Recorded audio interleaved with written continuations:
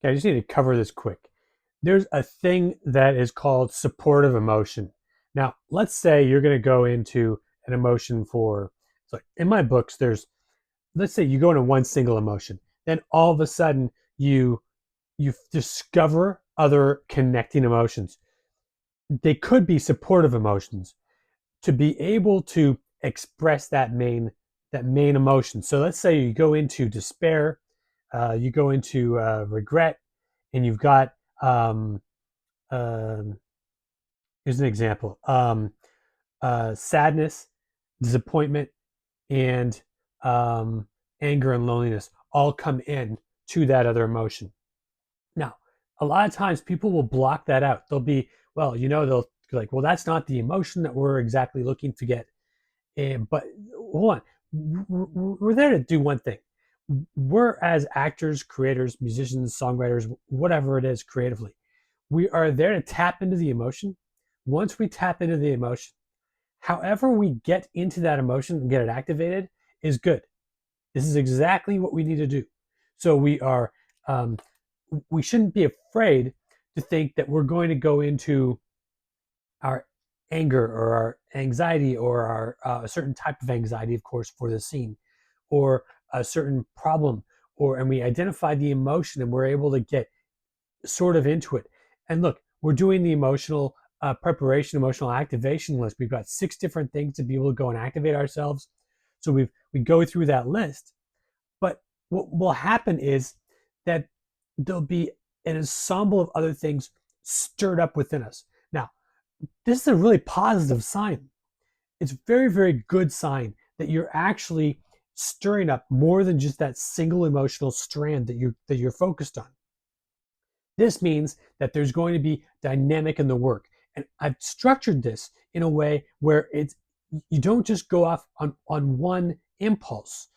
You're working so that you've built up the ability to do the dynamics. And the dynamics are going to be stuff that's going to build more and more and more. So it's natural that there's more other feelings and emotions coming in. Now, we're working beyond feelings. We keep our feelings open, but yet our emotions are going to be richer and deeper. And the emotion is what we're really driving towards, where we want to activate an emotion, not the feeling. But we want to stay open to feelings. So when this happens, and uh, you have heartbreak, and this is from my heartbreak book, which is excellent. There's some really creative things in it. And let's say the connected emotions to the heartbreak is sadness, disappointment, resentment, and loneliness. Now, you don't want to do an emotional preparation or emotional activation on each one of those, but you want to be aware that if those feelings come in, those are supportive emotions. Those are emotions that are going to continue to support um, um, the dynamic of the main emotion staying activated. And that's incredible. What it will do is it will spark more than just the initial intent, the ability to have more use of your diaphragmatic cavity and your emotions and all of your guts and every single thing inside of you is going to be because the dynamic is now activated. Now, when you exhale from all of this emotions and also exhale from the acting interaction. And the reason why I call acting interaction is because whether you're doing a film, theater, um, whatever technique, you have an action, sorry, there's a thing that will happen to you when you have the interaction between yourself and another actor. And there'll be a certain baggage, not always, but often there could be if you're working with emotion. You won't feel this if you're just working with your feelings. But if you're working with your emotion, you're going to feel that there could be some sort of emotional baggage. You want to at least check in with yourself to be able to sort out as you're releasing. You're in the releasing phase of acting. So this is after you're acting. So the first thing you want to make sure you isolate is there anything active in the activation or in the acting interaction that actually happened?